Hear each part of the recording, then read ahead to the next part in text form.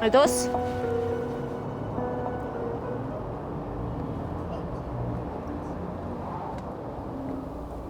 Салтанат?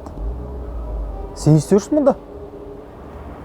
Айдос, түнде қайда болдың? Неге келмедің үйге? Қайда болушы еді? Жұмыстамыз ғой. Айдос, сен неге маған өтірік айтып тұрсың? Мен ештеңе білмейді деп ойлайсың ба? Қандай өтірік? Не біледі екенсің осы сен? Кешегі көлігіңе отырғызып алып кеткен қыз кім? Сен де мені аңдитын боласың ба не? Түк білмегендей өтіріктен жалтармай-ақ қойшы. Мен бәрін білем, мен бәрін көрдім. Кім ол кешегі қыз? Ал, жай танысың, онда тұрған не бар?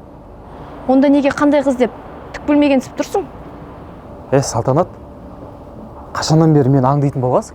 Не керек, не жетпей жүр саған айтшы? Қалай, не керек өзі, Айдос? Сен өзің күнәңді түсінбей тұрсың ба?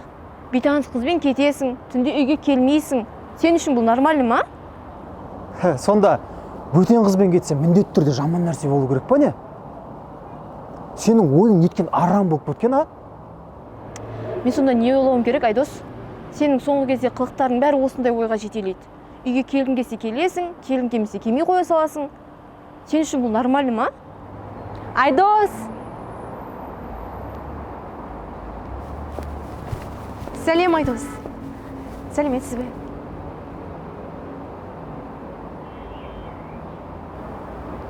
Тыныштық па, Айдос? Не болып жатыр?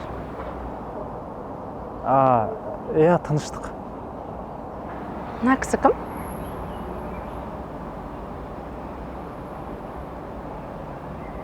Айдос, бұл кім деймін? Неге үндемейсің? Жауап берсеңші. Салтанат, сен басың жасамайды екен. Мен Әсеммен жүрем. Мен оны жақсы көрем. Мен Әсеммен жүргеннің арқасында сенің қарның тоқ, уайымың жоқ, білесің ба? Әлде бұрынғыдай пәтердің ақшасын төлей алмай, жейтін наның мен майыңа, дүкенге қарыз болып, әр күнге жүксірім болып жүрген өміріңді ұмытып қалдың ба? Бәлкім саған ондай өмір ұнайтын шығар, бірақ маған ұнамайды, түсінесің ба? Мен ондайға шыдай алмаймын, шыдағым да келмейді, түсінесің ба? Отбасыңның берекесін кетіріп, 200-лікпен тапқан ақшаның маған бір тиынға керек жоқ. Бірде бар, бірде жоқ болса да, адал еңбекпен тапқан ақша керек маған. Ақыры ғашығыңды тауыпсың ғой, екеуің бірге сол байлыққа белшенен батып жүре беріңдер. Бұдан кейін маған жолаушы болма, көзіме көрінбе.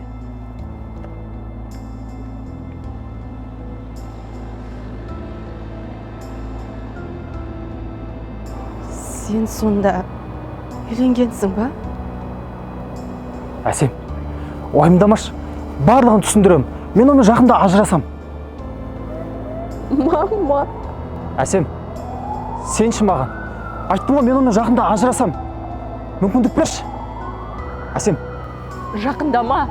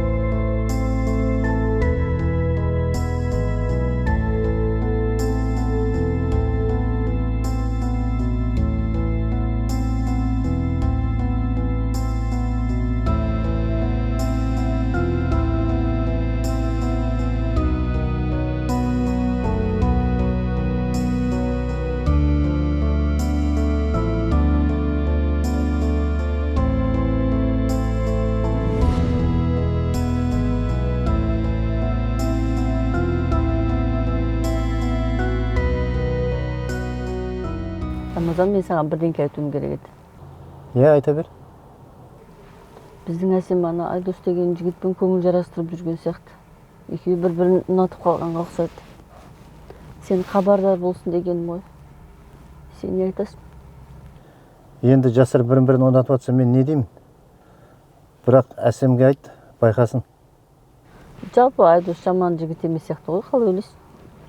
Жақсы жігіт сияқты. Өте білімді, кәсіби маман. Адал жігітке ұқсайды. Біздің Әсемді ренжітпейтін секілді.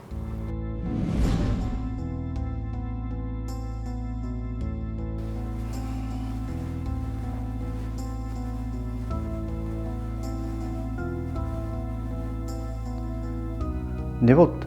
Тыныштық па?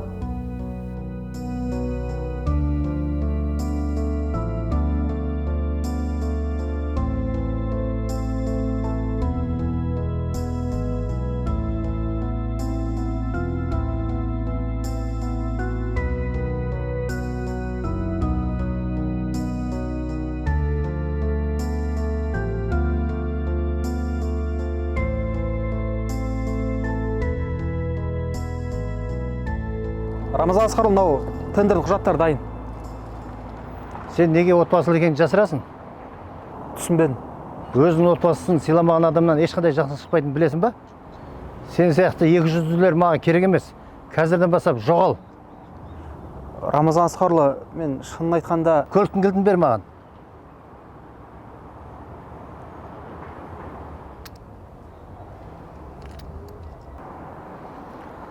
Бұдан кейін мен көзіме көрінбе. Мен аға... Жоғал.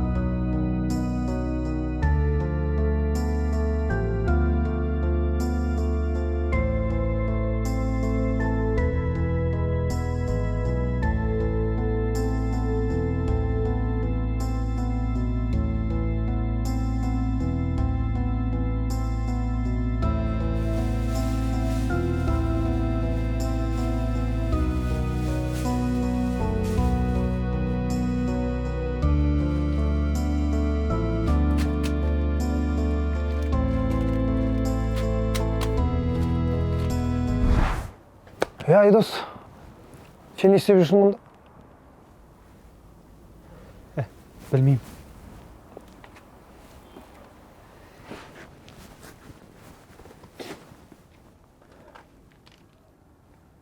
Білмегені қалай? Үлкен компанияда жұмыс істейтін адам мұнда не алып жүр деймін да? Бағлан, енді ешқандай компания жоқ. Қалай жоқ? Солай? Жоқ. Тыныштық па? Түсіндіріп айтсай? Қысқасын айтқанда бәрі бітті. Енді компанияда жоқ, қызметте жоқ. Барлығы көз алдымнан бұлбұлдай ұшып кетті. Неге? Бәріне өзім кінәлімін. Арамдық алға баспайды екен. Тек жазығы жоқ Әсемнің жүрегін жаралады. Әсем деген кім? Бая қыз ба? Ол қыз тек әкесінің байлығы қызмет үшін пайдаланғым келген. Негізі ол өте жақсы қыз. Тек менің 200 екенімді кеш білді. Негіз білмейтін де еді, салтанат болмағанда. Өтіріктің өлшемі бір тұтам демекші, бәрібір құлдығым ертелемеге ашылатын еді. Тек Әсемнің жүрегін жаралап кеткенім дұрыс болған жоқ. Сен ол қызда... Жоқ, жүрегін жаралағанды айтамын.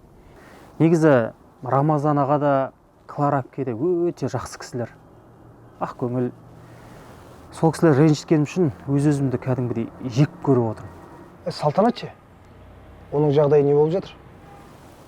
Салтанат бәрін көрді, білді. Енді маған қатты ренжулі. Ол мені кешіре ма, кешірмей ма, белгісіз. Айдос. Қателігіңді ертелі кеш түсінгенің дұрыс болыпты. Қолдағы бар алтынның қадірін білейік та. Жанымызда жүрген асылымызды бағаламай, оны алыстан іздейтініміз өкінішті. Отбасында жылылық орнаса, жетпей жатқан дүниенің жоқтығы білінбейді. Кезінде сені тауып білген тиын тебеніңе қанағат етіп, қолынан келгенше сенің жағдайыңды жасауға тырысқан Салтанаттан артық бақыт таба алмайсың ғой бауырым. Тәкаппар деген тамырыңды түбегейлі тоздырып жіберетін індет қой. Сондықтан қарапайым күн кешсең ешкімді алдамай, тапқан табысыңа шүкіршілік етсең, Құдайдың да саған берер ризық несібесі таусылмайды. Барыңды бағаласай досым.